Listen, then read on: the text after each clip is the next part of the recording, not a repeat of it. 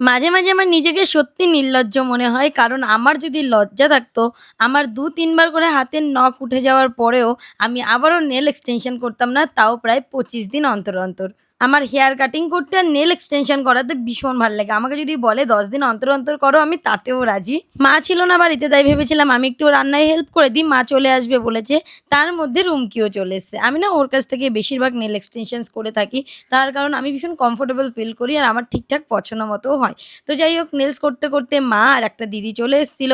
তো আমাকে চা বানিয়ে দিয়েছিল। তারপরে আমরা চা খেতে, খেতে নেলসটা কমপ্লিট করলাম। আজকে আমি একদম একটা নিউড শেডের মধ্যে রেখেছিলাম। নিচের দিকটাতে একটু গ্লিটার এড করেছিলাম। হালকাই করেছি তার কারণ যাতে সব ড্রেসের সাথে একদম সুন্দর লাগে। তারপরে দেখলাম ওয়েদার। ওয়েদার তো আজকে ভীষণ ভালো ছিল। কারণ ঝমঝমিয়ে বৃষ্টি পড়ছিল।